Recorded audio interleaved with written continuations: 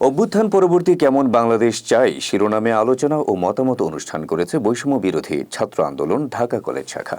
বুধবার সকাল 11টায় ঢাকা কলেজ অডিটোরিয়ামে এ আয়োজন সম্পন্ন হয়।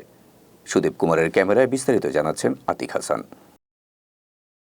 পরিবর্তিত পরিস্থিতিতে ভবিষ্যৎ বাংলাদেশকে কেমন দেখতে চায় তরুণ প্রজন্ম তা জানতেই এই আলোচনা ও মতামত অনুষ্ঠানের আয়োজন করা হয়। অনুষ্ঠানে উপস্থিত আলোচকরাও সেভাবেই চিত্রায়িত করার চেষ্টা করেন আগামীর বাংলাদেশকে। ফলে আলোচনায় উঠে আসে বাংলাদেশের শাসন ব্যবস্থা, মূল্যস্ফীতি, প্রাতিষ্ঠানিক দুর্নীতি, ঋণ খেলাপি সহ নানা বিষয়, যেগুলোর সমাধানেই ধরা দিতে পারে একটি সমৃদ্ধ বাংলাদেশ। এই বৈষম্যের বিরুদ্ধে যেখানে বৈষম্য হবে সেখানে কথা হবে। আমাদের একটু আগে একজন শিক্ষক একটি কথা বলে গেলেন, সংবিধান সংস্কার নানান আলাপ হতে পারে, কিন্তু নাগরিক যদি সোচ্চার না হয় তাহলে এই নিউ মার্কেটের চাঁদাবাজি কে বন্ধ করবে? আচ্ছা, যে ছেলেটা ছাত্র দল করে না, ছাত্র শিবির করে না, যে ছেলেটা ছাত্র লীগ করে না, শুধুমাত্র বাবা মায়ের একটি স্বপ্ন পূরণের জন্য সাধারণ শিক্ষার্থী হিসাবে ঢাকা কলেজ কিংবা ঢাকা বিশ্ববিদ্যালয়ে পড়ে, ওই ছেলেটা যখন শোনে যে ঢাকা কলেজ শিক্ষার্থী মানে চাঁদাবাজ, ওই ছেলেটার কেমন লাগে? আলোচকরা এ সময় গেল 15 বছর ধরে শান্তিপূর্ণভাবে ক্ষমতা হস্তান্তরের পথ রুদ্ধ করে দেওয়া একটি শাসক গোষ্ঠীর সমালোচনা করেন, যারা ক্ষমতা চিরস্থায়ী করতে চালিয়েছিল নির্মম নির্যাতন আর দমনপীড়ন। ফ্যাসিস্ট স্টেট সে নিজেকে হাজির রেখেছে সংবিধানের মধ্যে, শেখ হাসিনার সংবিধানের মধ্যে এই রাষ্ট্রটা হাজির ছিল। এখন আপনি গণ অভ্যুত্থান করার পরে কি করেছেন? আপনি সেই সংবিধানের যিনি ফ্যাসিস্ট প্রেসিডেন্ট শেখ হাসিনা দ্বারা নিয়োজিত, তার কাছে তাকে শপথ নিয়েছেন।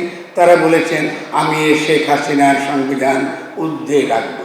বলছেন আপনি দেখেন না কি বলেছে? আমি শেখ হাসিনার প্রণীত সংবিধান আমি রক্ষা করিব। আপনাদের করতে দিয়েছেন, তখন প্রতিবাদ করেন না কেন? আমি একটা প্রতিবাদ করতে হচ্ছে। গেল স্বৈরশাসনে সীমাহীন দুর্নীতি, দ্রব্যমূল্যের ঊর্ধ্বগতি সহ মিডিয়াকে ভয়াবহভাবে নিয়ন্ত্রণের সমালোচনাও করেন বিজ্ঞ আলোচকবৃন্দ। সমালোচনা করেন দুর্নীতি দমনের দায়িত্বে থাকা কমিশনেরও। দেশের কলেজ বিশ্ববিদ্যালয়গুলোতে মেরুদণ্ডহীন মাস্তানদের সমাবেশ ঘটানো হয়েছে বলেও মন্তব্য করেন কেউ কেউ। আমার শব্দটা অভব্য মনে হতে পারে, অসভ্য মনে হতে পারে, কিন্তু বাস্তবতা হলো এটাই। এই দালালগুলো প্রত্যেকেই মিডিয়া ফেস ছিল। আমাদের ফ্রিডম অফ প্রেস যদি নিশ্চিত করতে হয়, সবার আগে এইটা ভাবা উচিত, আমাদের মিডিয়া স্বাধীন হতে চায় কিনা। এবং যারা এই দালালিপনা করে বেড়ায় তাদের দেখবেন একটা সোশ্যাল অ্যাকসেপ্টেন্স আছে, তাদেরকে বুদ্ধিজীবী তকমা দিয়ে জোরপূর্বক চাপিয়ে দেওয়া হয়। যে দেশে জাফর ইকবালের মতো মানুষকে আপনাদের বুদ্ধিজীবীর কাতারে নিয়ে এসে বসানো হবে, আমি বলবো এই দেশের বুদ্ধিজীবিতার ওই দিনই সর্বনাশ হয়ে গেছে। এই দেশটাকে আরেকটা ব্যাপার অনেকেই বলার চেষ্টা করেন, আমরা আসলে কি দেখতে চাই? এই দেশটাকে আমি সবার বাংলাদেশ হিসেবে দেখতে চাই।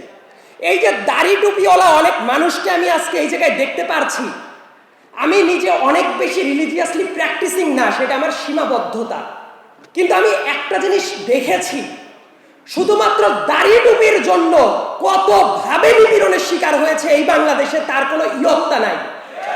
এবং এই ঘটনাগুলা কারা অ্যাড্রেস করে নাই জানেন? সুশীল সমাজের প্রতিভূ হিসেবে যারা বসে থাকে তারা চিন্তা করেছে, ও অমুকে তো দাড়ি টুপিওয়ালা, তার রাইটের ব্যাপারে কথা বলা যাবে না।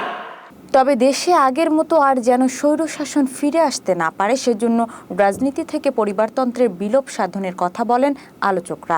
সেই সঙ্গে একজন দুইবারের বেশি প্রধানমন্ত্রী ও রাষ্ট্রপতি না হওয়া, দলীয় প্রধান পদে থাকা ব্যক্তিগণ রাষ্ট্রীয় প্রধান না হওয়া সহ নানা পরামর্শ উঠে আসে আলোচকদের কাছ থেকে। গণ অভ্যুত্থান কোনো ডিনার পার্টি, মাউসুদিন বলেছেন যে ডিনার পার্টি নয়, এটা হলো একটা বিরাজমান সহিংস কায়েমি স্বার্থবাদী সমাজ ব্যবস্থাকে উৎপাটন করা এবং সেই উৎপাটন করে নতুন জীবন ব্যবস্থা প্রবর্তন করা। এই কাজটা মোটেই ভদ্রলোকের ডায়লগ দিয়ে যায়, রবীন্দ্রনাথের গান গিয়ে বলেন যে, হে সর্প তুমি কিন্তু আমাকে দংশন করিও না, কারণ ইহা সাংবিধানিক পরিপন্থী।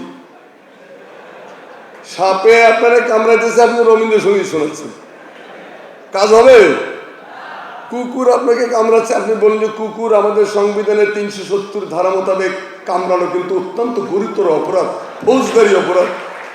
কুকুরের জন্য দরকার কি? মুগুর। সাপের জন্য দরকার যেটা সেটা ব্যবহার করতে হবে। এইটার নাম হলো বিপ্লব।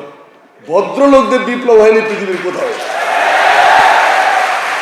অনুষ্ঠানে উপস্থিত থেকে ভবিষ্যৎ বাংলাদেশ বিনির্মাণে এসব পরামর্শ ও দিক নির্দেশনামূলক বক্তব্য রাখেন কবি ও বুদ্ধিজীবী ফরহাদ মজহার কবি ও সাংবাদিক Abdul Hai Sikder, Islamic scholar Musa Al Hafiz, human rights activist ও ইন্ডিপেন্ডেন্ট জার্নালিস্ট সাইয়েদ আবদুল্লাহ এবং কবি গবেষক ও সাংবাদিক ইমরান মাহফুজ। অতীতের সব ব্যর্থতা ভুলে তরুণদের কাঁধে চড়ে অচিরেই মাথা তুলে দাঁড়াবে বৈষম্যহীন একটি নতুন বাংলাদেশ, এমনটাই প্রত্যাশা সবার।